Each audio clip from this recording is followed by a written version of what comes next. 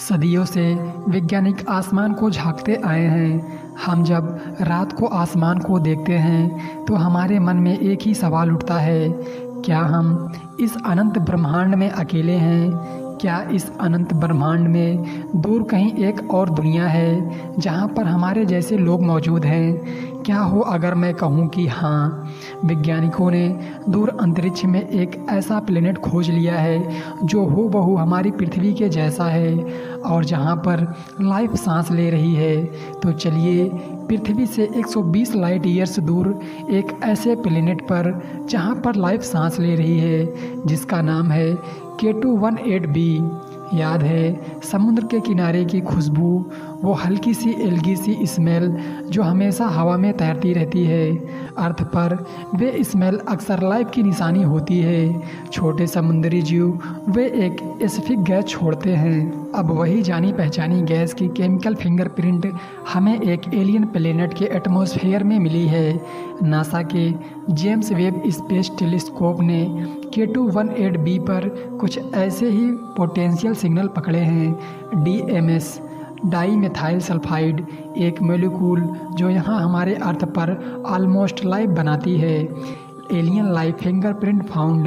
लेकिन इससे पहले कि एलियन लाइफ डिस्कवरी को हम सक्सेस माने, इससे पहले हमें ये पता करना होगा कि यह कितना पक्का है, इसके पीछे की साइंस क्या है, क्या इसकी कोई और एक्सप्लेनेशन हो सकती है, और ये K218b वैज्ञानिकों के बीच में इतनी हाइप क्यों बना रहा है।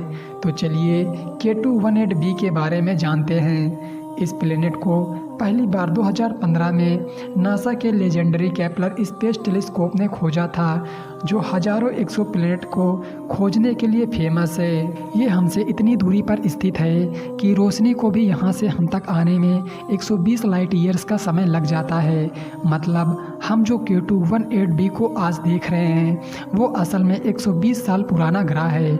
ये अपने सन के हैबिटेबल जोन में आता है, मतलब गोल्डी लॉक जोन, जो कि ना तो ज़्यादा गर्म होता है और ना ही बहुत ज़्यादा ठंडा।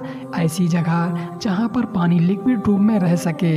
अब हम इसके साइज की बात करते हैं। इसका रेडियस अर्थ से लगभग 2.6 टाइम ज़्यादा है और इसका मास लगभग 8.6 टाइम ज़्यादा है। इस रेंज के प्लेनेट को सुपर अर्थ भी कहा जाता है। K218b का नाम पहली बार 2019 में ऊपर आया था। तब हबल टेलीस्कोप ने और दूसरे टेलीस्कोप ने मिलकर एक कमाल की चीज़ खोजी थी। इस ग्रह के एटमॉस्फेयर में वाटर वेपर के क्लियर साइन मिले थे। ये पहली बार था कि एक हैबिटेबल जोन में घूम रहे प्लेनेट के एटमॉस्फेयर में वाटर वेपर की इतनी सटीक जानकारी मिली थी।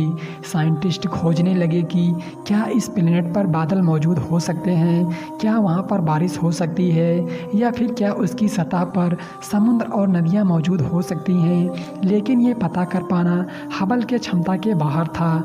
वे हमें सिर्फ पानी के बारे में बता सकता था। एटमॉस्फेयर की बाकी डिटेल्स, उसकी पूरी केमिकल कंपोजिशन हबल के क्षमता के बाहर था। हमें एक पावरफुल टेलीस्कोप की ज़रूरत थी।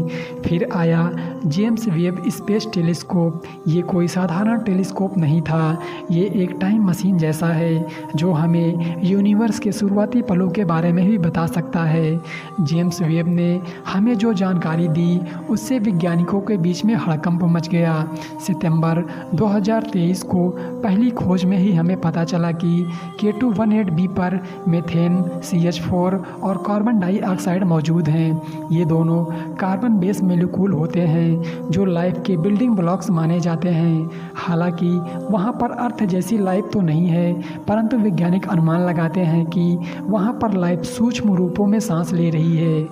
तो दोस्तों, आपको यह वीडियो कैसी लगी कमेंट में ज़रूर बताना और मिलते हैं ऐसी ही एक नई वीडियो के साथ।